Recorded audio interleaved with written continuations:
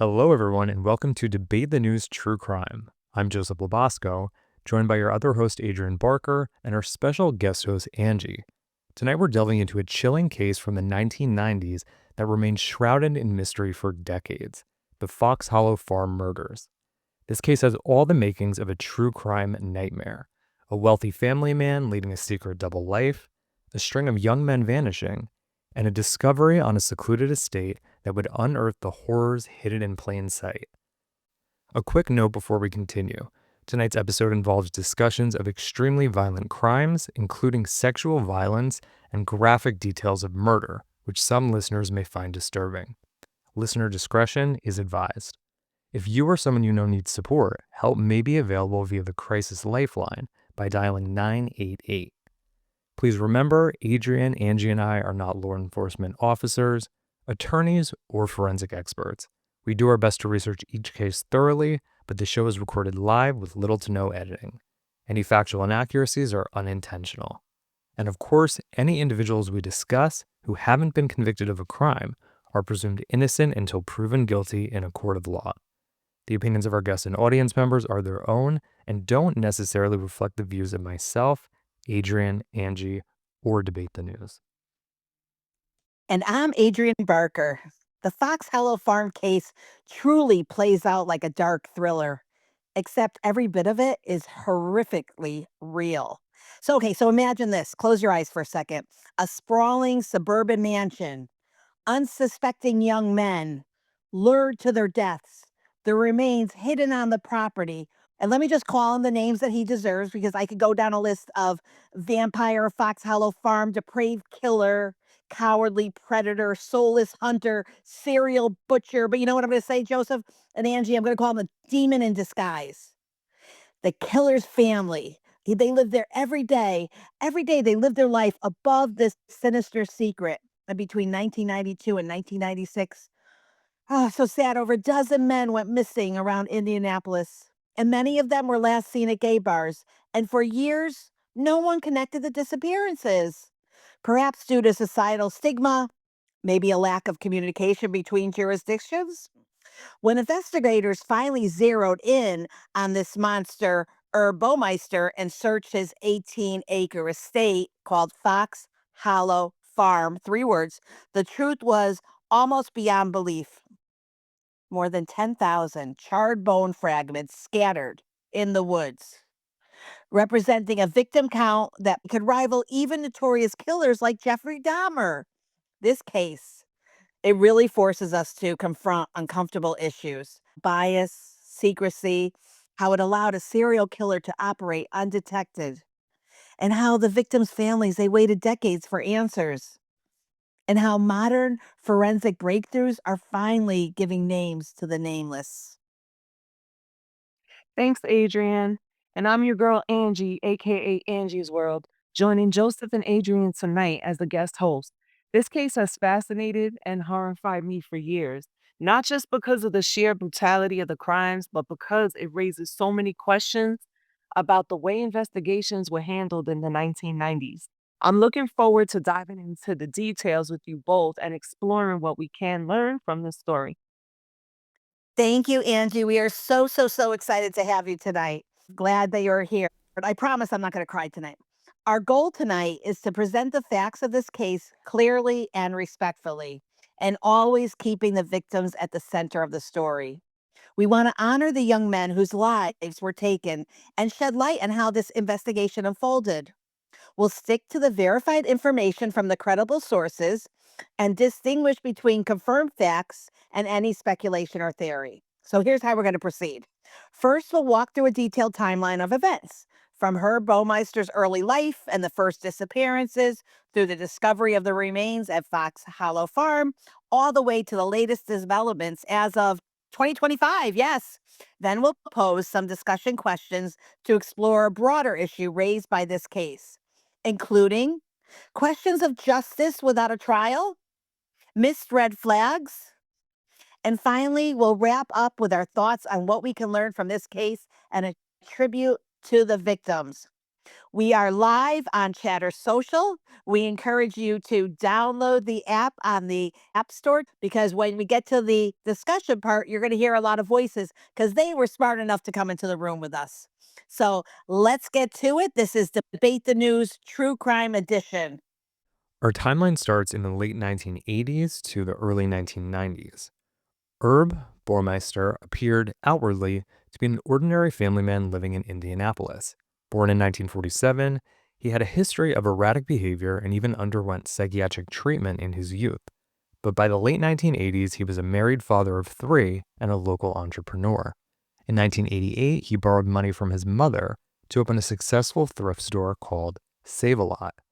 By 1991, with the business prospering, he moved his family to a $1 million estate in Westfield, Indiana, the now infamous Fox Hollow Farm. What his family didn't know was that Herb was living a secret double life. While he presented as a devoted husband and father by day, he spent nights cruising the gay bars of Indianapolis. During this time period, young men in the area began to vanish without a trace. As the years went by, at least a dozen men, many of them gay men in their 20s or 30s, disappeared around Indianapolis and central Indiana. We're looking at 1992 to 1995. Most were last seen in or around downtown gay nightclubs. And at first, law enforcement didn't publicly link these missing person cases. But within the gay community, fear was growing that a predator was targeting men like them. And in fact, there had already been a series of unsolved murders of gay men along Interstate 70 in the 1980s. Those earlier murders, attributed to an unknown I-70 strangler, seemed to stop around 1991, coinciding with a time when Herb Baumeister purchased Fox Hollow Farm. Decades later, investigators would suspect that Baumeister might have been responsible for those 1980 killings as well, though he was never proven to be involved. Okay, so what we know for certain is that by the early 1990s, Baumeister was actively luring victims. He would troll bars, introduce himself under a fake name. Remember this fake name, you guys? Brian Smart. And invite young men out to his sprawling property, typically when his wife and children were out of town. And tragically, many who went with him never returned. Diabolical. All right. So in November 1994, Baumeister's 13-year-old son made a grim discovery on their property, a human skull in a wooded backyard of Fox Hollow Farm. When Baumeister's wife, Julie Baumeister, confronted him, Herb calmly explained that the skull was an old anatomical specimen from his late father's medical school collection. Incredibly, Julie accepted this explanation, at least for a while. It will only come to light later just how significant that skull was. Around that time, Indianapolis police received a tip that would become the key to cracking the case. A man, known in some reports by the pseudonym Tony Harris and later revealed as Mark Goodyear, all right, contacted detectives about his friend, Roger Goodlet, who had vanished in 1993. This informant told a harrowing story. He himself had encountered an odd, unhinged man named Brian, quote unquote, at a gay bar who took him home to a pool. There, Brian had attempted erotic asphyxiation. Sorry, I can't say that word. Asphyxiation. All right. So, choking him with a hose during consensual sex. Sensing danger, the informant managed to escape with his life. He strongly suspected that Brian might be behind Goodlet's disappearance and others. Police struggled to identify this mysterious Brian Smart, but the following year, the same informant saw Brian again at a bar, and this time he noted his license plate number. The plate was registered to none other than Herb Baumeister. For the first time, investigators had a real name and a suspect connecting several missing persons. So now we're going to go to 1995 to 1996, mounting suspicion and a family in turmoil. With Herb Baumeister now on their radar, investigators began quietly looking into his background. They faced a challenge. Baumeister was a married, middle-class business owner with no prior convictions for violent crime, so obtaining a search warrant on his property wasn't straightforward. In late 1995, detectives approached Baumeister's wife, Julie, to ask for permission to search Fox Hollow Farm, sharing their suspicion that Herb might be involved in the missing men cases. At the time, Julie was stunned. She later recalled asking police, quote, "What is a homosexual homicide?" end quote, not even understanding the term. And initially, she did not consent to the search. However, the seeds of doubt were planted. Their marriage had been under strain due to Herb's erratic behavior and financial troubles. His once successful thrift stores were faltering by the mid-90s. By January 4th, 1996, Julie Baumeister reached a breaking point. She filed for divorce after 24 years of marriage. Crucially, in the course of the divorce proceedings, she confided to her attorney and then to authorities about the skull her son had found 2 years earlier. This was the evidence the police needed. In June 1996, with Herb Baumeister away on a trip, he had taken his teenage son on a vacation to Lake Wawasee, Indiana. Julie granted investigators permission to finally search the 18-acre farm. What would be uncovered on that summer day would shock even veteran law enforcement officers. Under the hot baking sun of late June, detectives and forensic experts combed through the woods and fields of Fox Hollow Farm. And almost immediately, they began finding human remains. In a wooded area near the house, an investigator spotted what looked like a human bone just lying on the ground. Further search revealed more bones, and soon the team realized they had stumbled onto a burial ground. This number is overwhelming. Over 10,000 bones and bone fragments ultimately recovered across the property. Many of them had been burned and pulverized, as if someone had to try to destroy the evidence by fire and crushing. In two main dump sites, one near a fire pit by the woods, another in a drainage area, sift after sift of soil did turn up charred human remains. These were later determined to represent the bodies of numerous victims, possibly well over a dozen. And alongside the bones, you guys, investigators found personal artifacts and ominous items, handcuff parts, clothing remnants, even shotgun shells on the ground. Though the primary cause of death was strangulation, the shells suggested that the killer might have used a firearm to scare or to control the victims. The scene was just deeply disturbing, and veteran officers remarked that Fox Hollow Farm was unlike any crime scene they've ever encountered. And authorities immediately realized they likely had a serial killer on their hands, and they scrambled to locate Herb Baumeister before he could disappear. Police obtained an official warrant for Herb Baumeister's arrest, but they were too late. Baumeister had already fled Indiana as soon as he got wind of the investigation. Learning that police were searching his property, Herb took off in his car. His whereabouts were unknown. Then on July 3rd, 1996, Herb Baumeister's life came to an end by his own hand. He was found dead in Ontario, Canada, having shot himself in the head with a .357 Magnum revolver.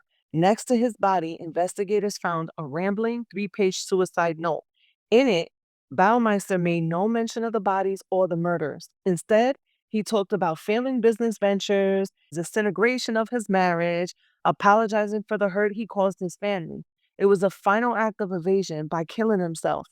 Baumeister ensured that he would never have to face trial or answer for the atrocities at Fox Hollow Farm. Back in Indiana, news of his suicide angered and frustrated the families of the missing men, of course. Not only had they lost their loved ones, but now the suspect's death robbed them of any chance of seeing justice served in a courtroom. Investigators, meanwhile, pressed on to identify the remains and tie as many cases as possible to Baumeister's activities. All right, now we're going into 1996 to 1999, identifying victims and unraveling the scope. Throughout the latter half of 1996 and into 1997, forensic anthropologists at the University of Indianapolis undertook the grim task of analyzing the thousands of bone fragments recovered from Fox Hollow Farm. DNA testing in the 1990s was rudimentary by today's standards, but investigators did their best with the available technology. By September 1996, they had confidently identified 4 victims from the remains: Roger Goodlet, 34, Stephen Hale, 26, Richard Hamilton, 20, and Manuel Resendez, 31. All 4 were young men who had disappeared in 1993 and 1994. Over the next 2 years, as more bone evidence was analyzed, authorities were able to identify 4 additional victims, bringing the total named victims to 8 by 1999. Among those later identified were Johnny Bayer, 20, Jeffrey Jeff Jones, 31, Alan Broussard, 28, and Michael Mike Keirn, 46. By 1999, investigators believe Baumeister's killing spree may have begun long before Fox Hollow Farm, potentially as far back as the 1980s. In total, authorities linked him to the disappearances of at least 16 men dating from 1980 through the mid-90s. The full extent of Herb Baumeister's crimes remains unknown, but investigators have long suspected that he potentially killed 20 to 25 people over the years. After 1999, the Fox Hollow Farm case, it went somewhat quiet, at least publicly. With the suspect dead, 8 victims identified, law enforcement had limited avenues to pursue. There'd be no trial, and many of the fragmented remains of the property, they were just simply unidentifiable with, remember, late 1990 technology that was making it difficult. Fox Hollow Farm itself sat as a haunting reminder, and future owners of the property reported finding even more bone fragments on the ground in the years that followed. Families of missing men, however, never forgot, and many spent years in limbo, not knowing if their loved one was among the unidentified remains. And one such family was that of Alan Livingston, a 27-year-old Indianapolis man who vanished in 1993. Alan's mother and relatives long suspected he might have fallen prey to Baumeister, but without proof, they had no closure. So we're fast forwarding to 2022, nearly 26 years after the grisly discovery of Fox Hollow Farms.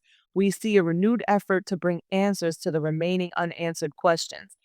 Hamilton County Coroner Jeff Jellison decided to reopen the victim identification investigation, leveraging forensic genetic genealogy, technology that did not exist in the 90s.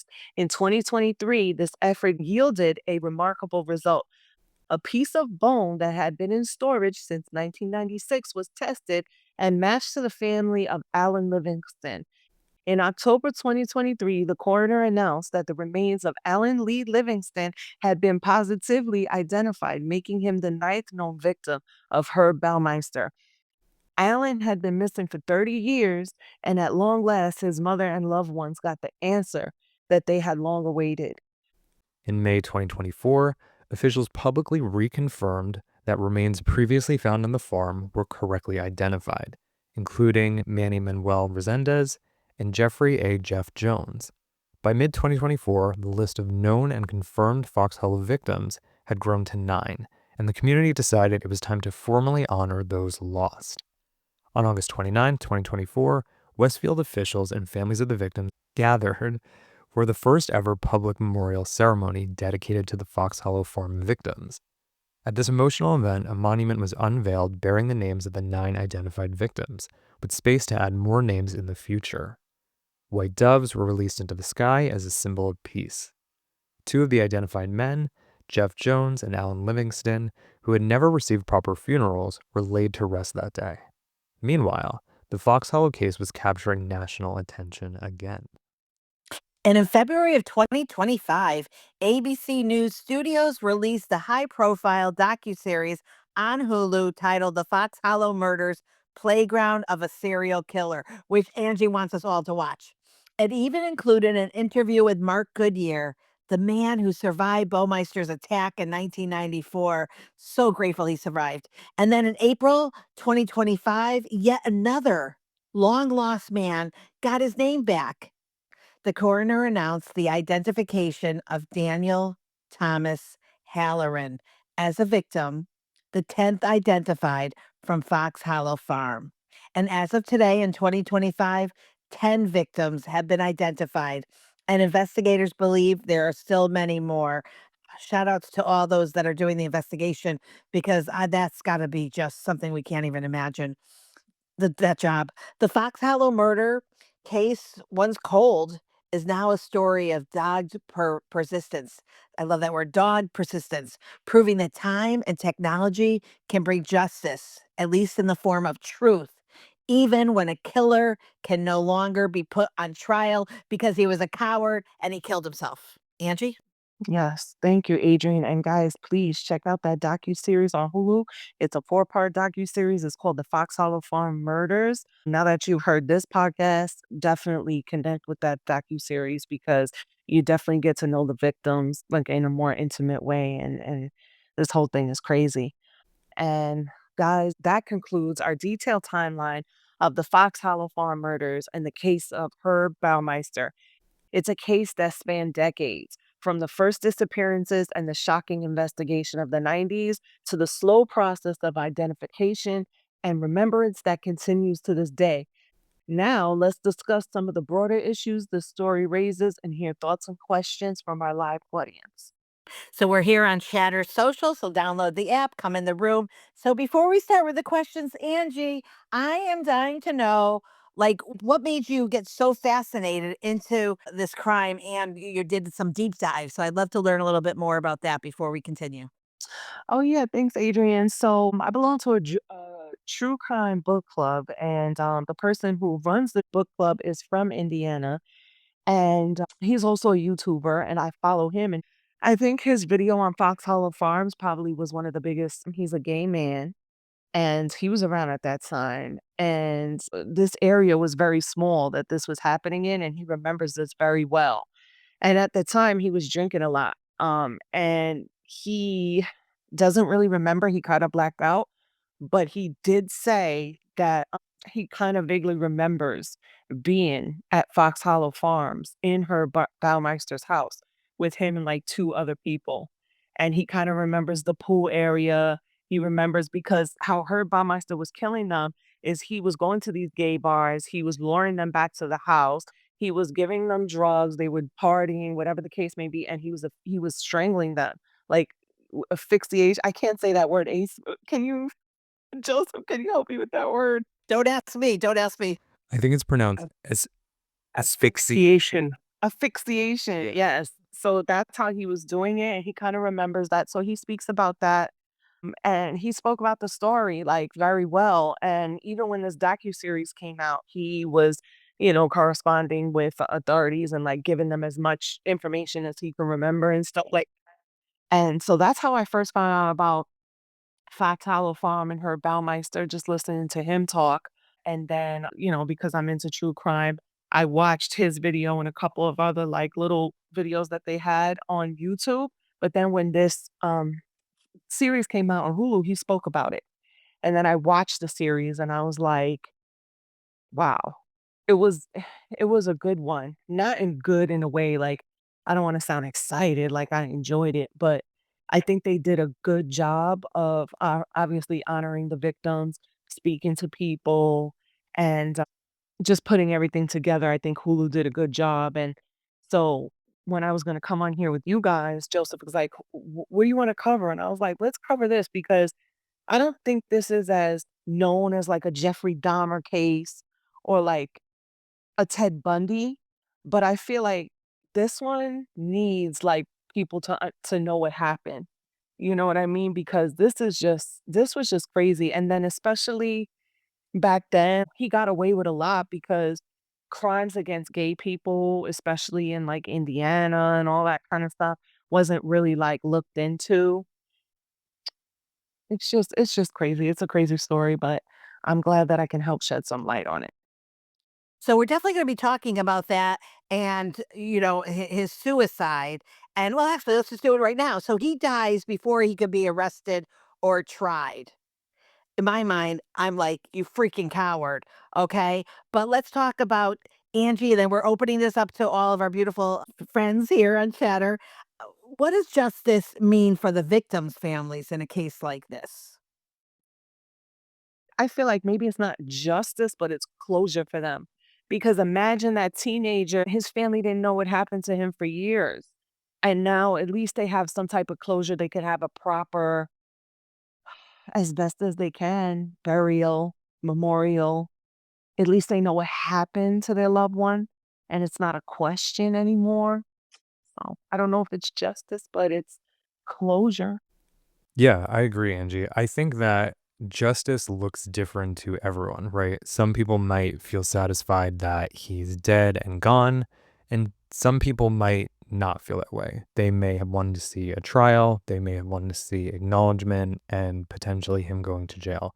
So I think it depends on the person. So the police close in. This freak, Herb, he goes to Canada and he kills himself in July of 1996. So there's no trial, no legal conviction, no official acknowledgement of guilt in court, and no chance for the families to confront him. So, in a case like this, what does justice mean for the victims' families?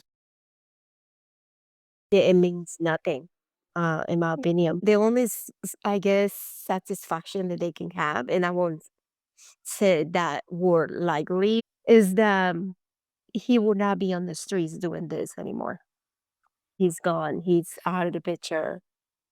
So at least the people that he was targeting will not be exposed to this monster anymore. I feel bad for the family of the victims because someone they kill others and then he's afraid to face justice is a complete coward. I think he definitely did not go to heaven, um, but definitely will go down as a coward and as a horrible human being who had no remorse and no feelings for human beings. One thing that I was just thinking is how important it's going to be for the family to get some counseling. Hopefully, they got some counseling because it probably felt very heavy. And sending them love and peace and love, because I can't even imagine that. Well, thank you so much, Marianne. And that's the thing, the families, some of the parents filed missing police reports and they were kind of brushed off. I just want to add one more thing. Yeah, because the person who was around at that time, this happened like almost 30 years ago. He was in his 20s. Thank God he was able to get out. But now he's in his 50s. So just to think like these men were in their 20s at the time or teenagers, if they were alive, they would be in their 50s now. And maybe some of their parents had died already, or maybe, had to die without knowing what happened to their kid because this happened in the 90s. Oh, that makes me even more sad. No, you're right, Angie. Oh, that's just awful. All right. Let's go back to some of the red flags that were missed because it looks like there were critical warning signs. Yes. Okay. So the skull that Herb's son found in 1994, and the fact that Julie Baumeister didn't report it immediately. Herb lied, and she believed it, and she didn't report it. She didn't seem to be that street smart to have any type of common sense, so she can see a human skull and pass it off as like a plastic skull. Like, can you imagine if you had no idea that when you're out of town, your husband is going to gay bars, soliciting young men, bringing them back to the house that you share and that his kids sleep in, murdering them, and then you come back from out of town and he's burning like a fire pit in the backyard, and you have no idea that that's the body of somebody he just killed. Like, I can't even wrap my mind around what it would be for Julie Baumeister. She was so in the dark about everything. So I think if she would have reported it sooner, maybe they would have started looking into him. And definitely the second point is the way police handled missing persons reports of gay men in the 90s. They definitely didn't pursue it as aggressively as if it were a heterosexual man. Yeah, so I definitely agree, Angie, about the wife. It definitely requires a certain amount of aloofness to not zero in when your 13-year-old son brings a skull into the house, a human skull. Also, the fact that he was doing all this stuff right under her nose, there's no way that you wouldn't notice when you come back from a vacation that something's off. To not pick up on anything is just crazy to me. One of the big red flags, which was mentioned in the documentary, was one individual who his credibility is shaky, so I'll just preface with that.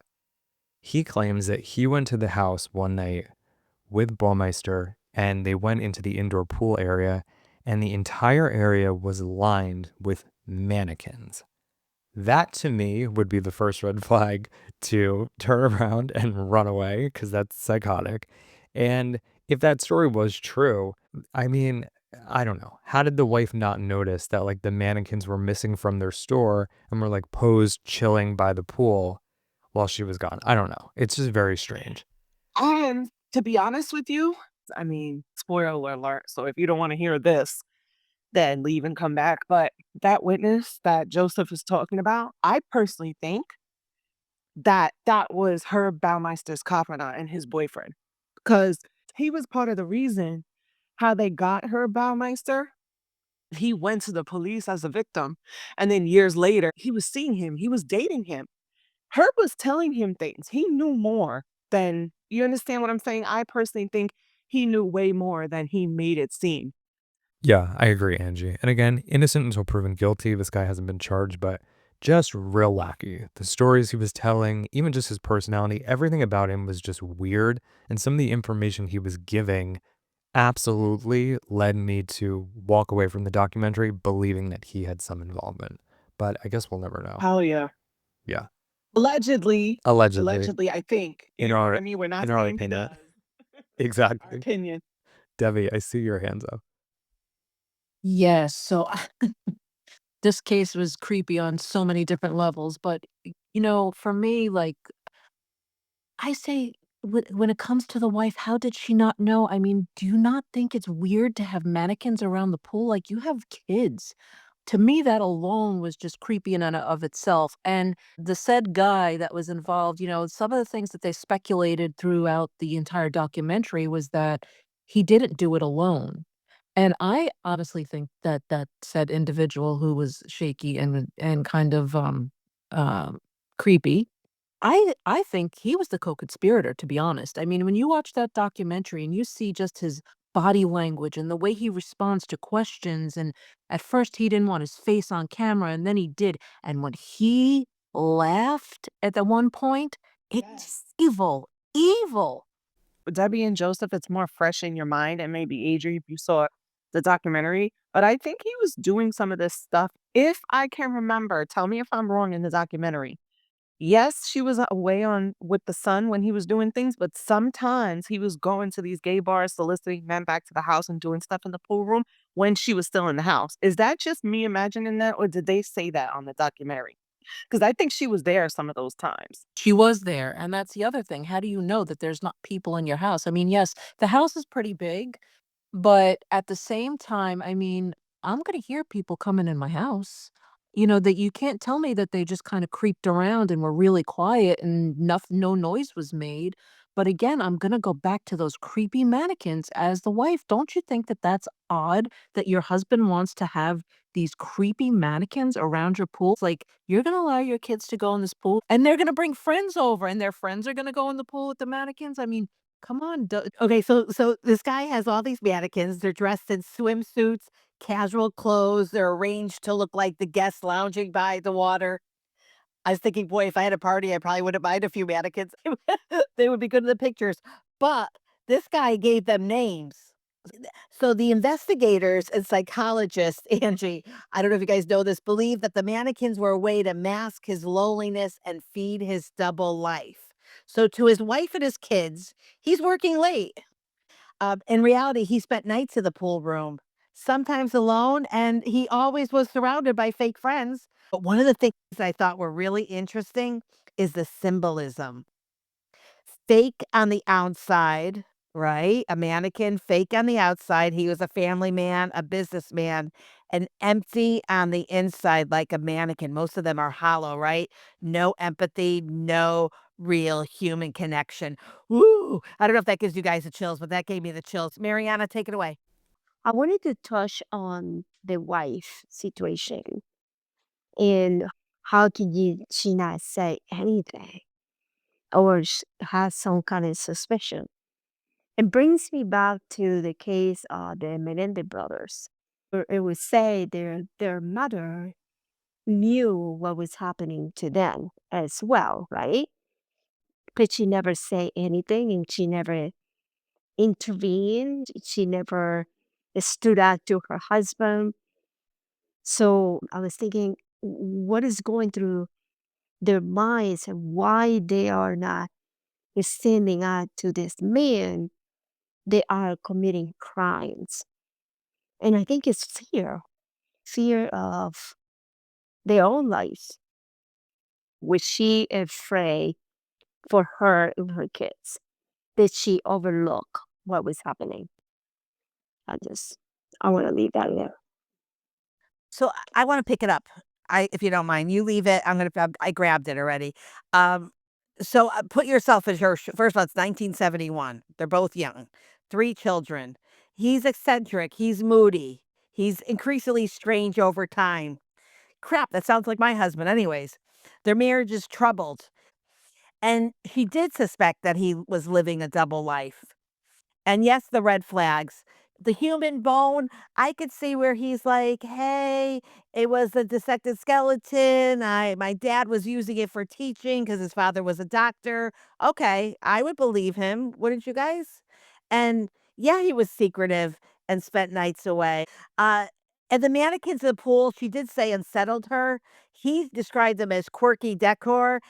In interviews, she does maintain that she did not know about the murders. She admitted he was odd and dark, but who would ever think that their husband could be capable of a serial killer? So they say that she was in denial, trapped in a marriage to a controlling, erratic man trying to protect her kids. His violence was secretive, targeted, and carried out when the children and her weren't home.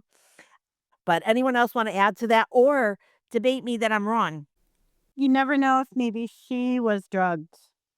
Maybe she was part of some swinging in the beginning and then declined, didn't admit that part. Maybe she was drugged, didn't even remember any of it. That was Denise, by the way. All opinions are. No, you're fine, Denise. We just want to have that record. Plus, people hear a lovely voice. They want to know whose voice it is. So we're talking about all the red flags. So what about the police? Angie, beautiful Angie.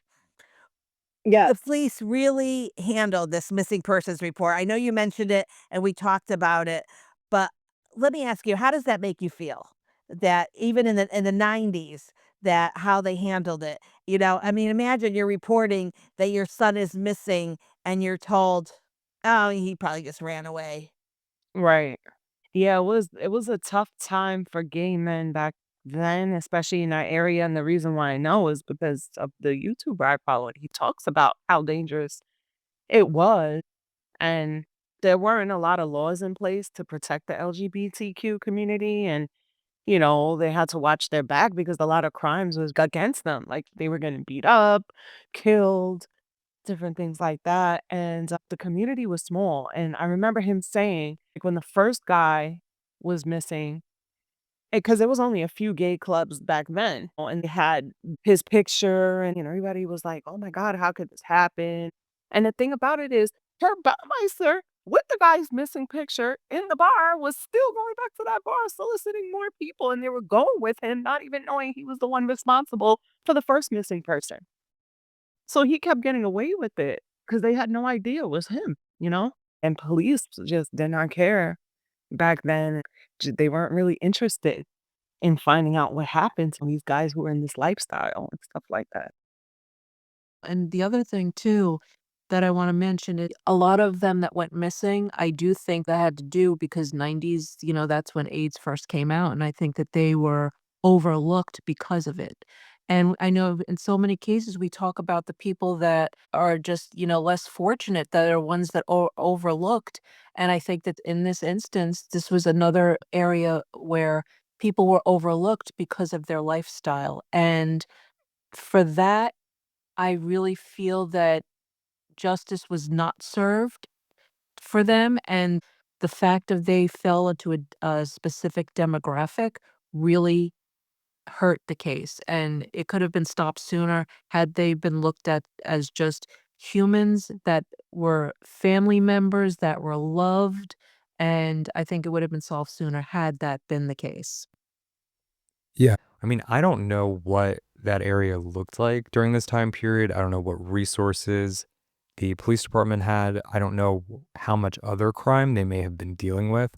But I think one layer of this that probably did make it difficult was I think in the 90s, there were a lot of people who did live double lives. So I think that there may have been people, other people who did see some things or know some things that never came forward and went to the police because by doing that, they would have to go on the record and admit where they were and who they were with. So I think there are some other layers that are outside of the police's control that probably would have made the investigation more difficult. I also think that because it was kind of an insular, tight-knit community, there may have been kind of an understanding, like, "Leave us alone, law enforcement, don't be all up in our business." That could have been another thing, but I definitely, of course, there had to have been some level of bias in some of these police departments where they just didn't take it seriously, but I think it's probably multi-layered. Wow, Joseph. Ooh, those points are really interesting. Oh, Angie, can you share with us what you know about the discovery of the bone? What did they discuss about that you could share with us? You gotta understand, like, this property is a sprawling woods behind this huge farm, and they found a lot back there, and there's still more back there because the person who bought the house was saying that they found stuff back there. It is taking a long time, and now because this happened, like, so many years ago, and now with all the forensic technology, they can revisit this and start testing it and making more ID matches to who this belongs to, but I can't tell you that they recovered everything in that farm and wood area because it's a big property. And I don't know, did I miss anything, Joseph? Because he just literally saw the documentary. No, I don't think so. What I think is really strange about the whole crime scene is you have a whole 18-acre farm. It feels like he really didn't do a whole lot to actually hide the bodies. Like he didn't even dig holes for many of them. If you have 18 acres of property and you have the time and the resources to want to make someone disappear, he could have gone acres out into the woods, dug a hole, buried them deep, and he may have not even been caught. A property of that size, if you wanted to hide a body and have it never be found, I think you could do that. What was weird to me was kind of the carelessness. There were like burn pits, but he just kind of left bones scattered about. Like that to me was really strange. What did you think about that, Angie? Well, they had made mention in the documentary, like, how they feel like how did he do a lot of this by himself as far as dragging the bodies and moving them and doing this and doing that. I think that he just felt like he was in the cut and nobody was suspecting him, and he had that big property to himself, and it does seem strange that he didn't, you're right, go deeper into his wooded area. The carelessness and the sloppiness of it makes me think that he was just confident that nobody was on to him and that he was gonna get away with it because he wasn't even, like, putting any effort to even, like, conceal what he was doing. And for Very his son interesting. to not even be that deep into the farm and to find that skull is wild work. Like, what? You were so right. Angie, actually, you win the award if there was a right or wrong because he wasn't a criminal mastermind. He was arrogant. So Angie nailed it. He believed the family man image, the big house, that he was respectable and everyone liked him. So psychopaths often think that they're smarter than anyone else. And obviously, he thought no one would ever search his land. So, yes, it was 18 wooden acres, but this guy really felt like nobody's gonna catch me. I mean, he really did. In his mind, the property itself was a shield. That's why he didn't really care. And why didn't he fully cremate them too? Or use like lime, though I don't know if that's popular. I have never used lime. I only know lime. I'm just saying because every show seems to have them pour lime on people, but I'm kind of glad that he didn't cremate them or do anything more because the bone fragments were still recoverable. So his laziness was mixed with overconfidence, which I think was good because that really helped. But there is some possible compulsions. Some killers keep trophies. So he may have kept bones on the property deliberately as a way to like relive his control. The fact that he left them so close also suggests a psychological need to own the remains rather than erase them. So he didn't hide the bodies because he didn't think he had to. He was shielded by the wealth and everything else. So crazy. Does that help to answer the question a little bit, Joseph? I mean, you probably knew it already, but just like the crazy mind. No, absolutely. That totally makes sense. And even I just got an image in my head, right? Like these guys are at a bar, you know. I didn't think that he was that attractive, but I guess maybe to these guys.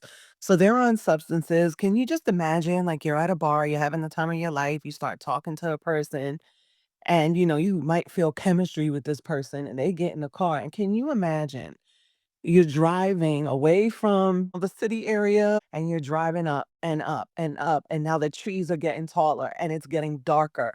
And you're driving and you pull up to this gated estate with just greenery everywhere and tall trees and whatever, not knowing that you're pulling up, like what's about to happen to you in there. I think maybe on the first day, I would have been like, let me out or something. I don't know if I would have went all the way with a stranger into something like that. Some type of property like that. But again, maybe it was regular because of the town they lived in, but it was a shield for his crimes. It was a private property, a private farm. He had everything that he needed in place. He was a family man, a business owner. He had no reason for the cops to come into his property. So he felt like that was his playground. He could do what he wants. And I can't just imagine being like one of those victims in the car, like on my way, like to this place. And this is about to happen to me when I get there. It's just crazy. Or Angie, the worst is he's having nice conversation. You're actually thinking, this guy's a nice guy. I'm gonna go in. I'm gonna have a nice shrimp, and he's telling me I'm gonna have oysters. Like that's a weird thing too, right? I see Mary Kim and Mariana. Angie, I just gonna do. I'm just gonna. This came into my head. I'm glad you're feeling all this way. Like you wouldn't go in because we all love you, and we never want you to go anywhere with anyone you don't know. And we know you have street smarts, but we all care about you. Okay, Mary Kim, and then Mariana. I would not be going either, Angie. I would know right away, like, what this guy's goopy. Um, you know what comes to mind? Especially during that time, right in the beginning of AIDS in that time period, right? Even now today, a lot of people still find it very stigmatizing or put them down, because of their, quote unquote religious beliefs, right? But based on what you guys shared, I did not see the documentary. I'm thinking that this guy felt as if these victims of his were actually his property. Secretly, not only did he felt like he owned them, but his property to do whatever he wanted to do with them because as a smart man, right, a businessman, he's not dumb or not aware of how others have perceived that community because he participates in it, right? So he understands that dynamic of, well, I'll be shamed, but I'm taking advantage of these and these are my people. So to keep him on the property, he kind of is part of his property, right? He owns them and he can do what he wants, how he wants to do with them, and no one's gonna care. I mean, his own friggin' family were like, okay, yeah, the mannequins are cool. It's just weird stuff. Like no one questioned him. That's what I think. And that's allowed him to keep him on the property because it's like he can still control them. Mary Kim, as always, you open your mic and then like gold always comes out of your mouth, whether it's in the morning chatter or in debate the news, true crime. I'm just always amazed. What a great point that you just brought up. And I want to say killer comment, but like the word killer is probably not correct to say, but great comment. Mariana? Yes, I just wanted to ask this question. So I'm very curious about what was his childhood like? Do we know a little bit of his background? So I'll share a little bit about what I learned. So he grew up in a middle class family, three siblings. His father was Dr. Herbert Baumeister Sr., a well respected anesthesiologist. Oh, I said that word correctly. Everyone give me a high five. Um, so it looked like a normal suburban upbringing. A couple of things that they say. This is so gross. So as a kid, he was fascinated with death and decay. So he reportedly placed dead animals in teachers' desks as jokes. That's crazy. He was also obsessed with disease and medical oddities, which classmate found disturbing. I guess if your dad's an anesthesiologist, maybe he's watching some things or learning. In his teens, he was diagnosed with schizophrenia and antisocial tendencies, though records vary on the exact label. And so he did carry all of these issues into adulthood untreated. He tried to fit in, he tried to get involved in activities, but that behavior, you can't change who you are, right? We always talk about being authentic. He was authentically odd. He did enroll at Indiana University, but he dropped out multiple times. And he was described as having a split personality, sometimes charming and funny, other times dark, erratic, and inappropriate. So his early years, they had definitely had clear warning signs, right? Weird kid, quirky oh my God, quirky. They use the word quirky. You guys call me quirky. Now I'm nervous. Don't call me quirky ever again. He was described as a quirky businessman. I officially do not like that word. Any thoughts on any of this? No, cookie. You are not. And thank you so much, Adrienne. That was a lot of good information. Yeah, absolutely, Mariana. We are out of time. We do have to start closing out. But what I'm going to propose is, if it's okay with Angie and Adrian, why don't we bring Angie back in a couple weeks for another guest co-host episode and we dive into the I-70 strangler. That is an unsolved case and people believe that Baumeister may have been responsible. Are you guys down to do a deep dive on that? And it can be kind of like part two. Totally. Yay. Definitely. Yay. For sure. Perfect. Absolutely. Okay. So the story of the Fox Hollow Farm murders is as haunting as it is heartbreaking. We've heard how a man living behind a facade of normalcy committed unspeakable crimes, preyed on people who trusted him, and how he escaped human justice by taking his own life. But we've also seen perseverance, the determination of investigators who never gave up on identifying the lost, of family members who pushed to reopen the case decades later, and of a community that finally came together to say these lives mattered. In the end, Herb Baumeister was unmasked as an alleged serial killer, but not before leaving a wake of grief and trauma that can never fully be measured. Tonight, we remember the victims, the young men who should still be alive today. We want to say their names and honor who they were. Roger, Stephen, Richard, Manuel, Johnny, Jeff, Alan, Michael, and the others who have since been identified or still remain unknown. They were sons, brothers, friends, individuals who had hopes and futures. Their lives were cut tragically short, but thanks to the tireless work of many, they will not be forgotten. This case leaves us with so much to reflect on. It highlights how important it is to listen. To listen when marginalized communities voice concern about their missing members. Listen to the intuition of a witness who knows something isn't right. And listen to the evidence no matter how much time has passed. It also shows the power of modern forensic science. A tiny fragment of a bone, once thought unusable, can now speak volumes and return a person's name. Yet it's bittersweet. For every answer uncovered, we're reminded of the many questions that remain. And we may never fully understand what drove Herb Baumeister to commit these evil acts or how he managed to hide it from those closest to him. And as a society, we are left to wonder if more could have been done to stop him sooner. And the impact of this case has been so far reaching. It spurred improvements in how law enforcement handles serial disappearance cases and sensitized investigators to the fact that a serial killer can be anyone, even a neighbor with a nice house and a family. And crucially, it forced recognition that the sexual orientation of victims should never diminish the urgency of a case. And every victim deserves to be searched for. Every case deserves attention. Our hearts go out to the families and friends of the men who lost their lives in this case. For them, the pain and absence will always be there, but we hope they have found some solace in finally knowing and seeing their loved ones remembered with dignity. My name is Angie, aka Angie's World, and thank you, Joseph and Adrienne, for having me tonight.